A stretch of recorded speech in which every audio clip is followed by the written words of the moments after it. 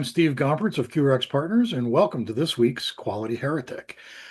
As I mentioned, this is a continuation of last week's video, which I said was going to be a two-parter related to FDA's Quality Management System Regulation, or QMSR, and some of the things that are being missed with a lot of the postings going on about how to get yourself ready or what to prepare for when FDA starts inspecting under, this new regulation.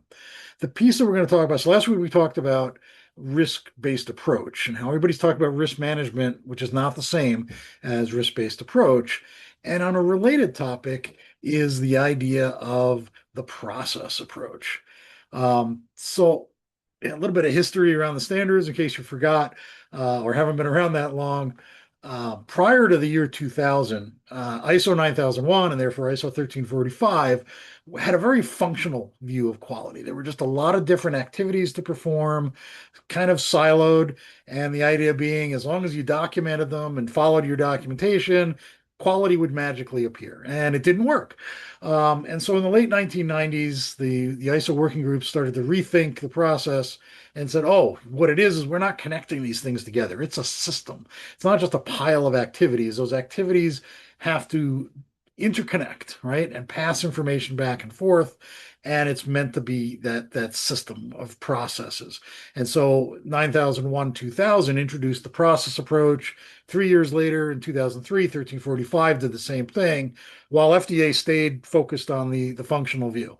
Well, now with the introduction of FDA's QMSR that went into enforcement on February 2nd, now FDA is understanding the process approach because they're just incorporating 1345 by reference within their own regulations.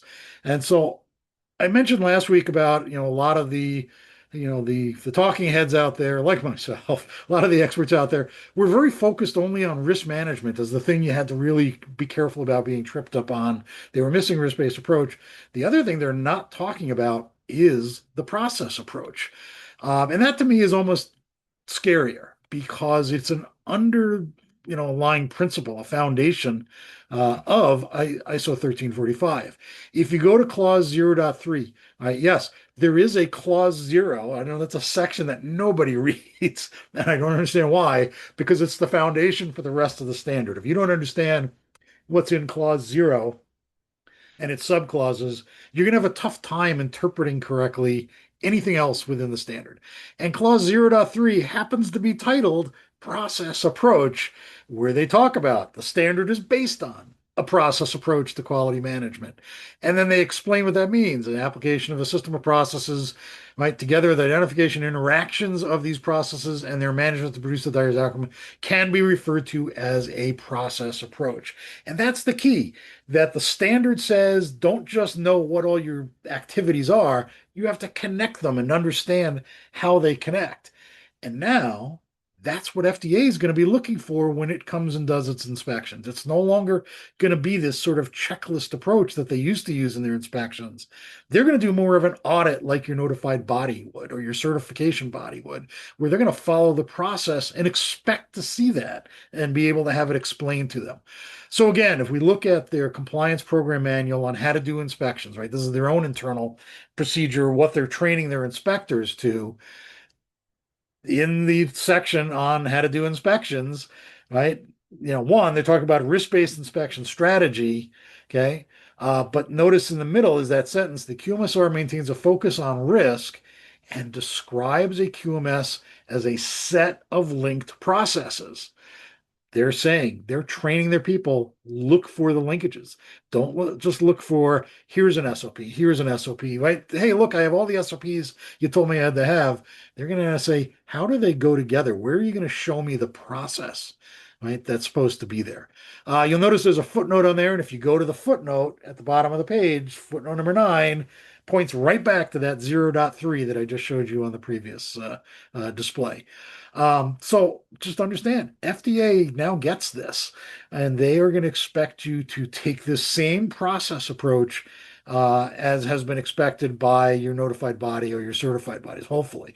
Although I have to admit, too often I go in and do audits and find out that the notified body auditor didn't ask any questions about that. They went, I get it. It's easy to understand the functional view. It's hard to take in an entire system and grasp it. But that's what you have to do as the owner of the quality management system. That's where effectivity of your quality management system lies. But it's also now what they're going to check, right? What they're going to expect to see. So if your quality manual has one or a version of one of these two diagrams, one of these is the old diagram from ISO 9000 prior to 2015. The other, the one lower right, is the more updated one that's in 9001. Again, I see too many quality manuals where just some version or an exact copy of this is in the manual, and they go, there's our process approach. That's not going to cut it. This is not what they're looking for.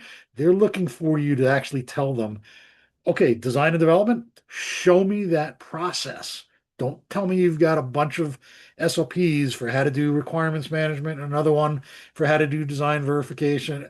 They want to see the process. And like we talked about last week, they're going to want to understand how is risk management integrated in that. And in all your other processes within your QMS, how are you applying a risk-based approach to those processes to make decisions that link from one process to the next? So to me, this is the piece I think that will be the biggest hurdle going forward. I think that as the FDA starts to ask questions about this, companies are going to struggle because I see it when I go into companies and do the audits that when I ask the question about where are your illustrated processes, show me your flow diagrams.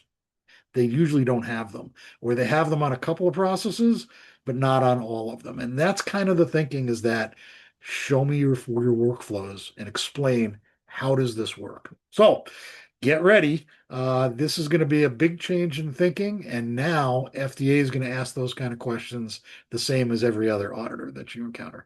As always, look forward to seeing your comments in the comment section. Let's have some good discussion on this. Thanks, and we'll see you next week.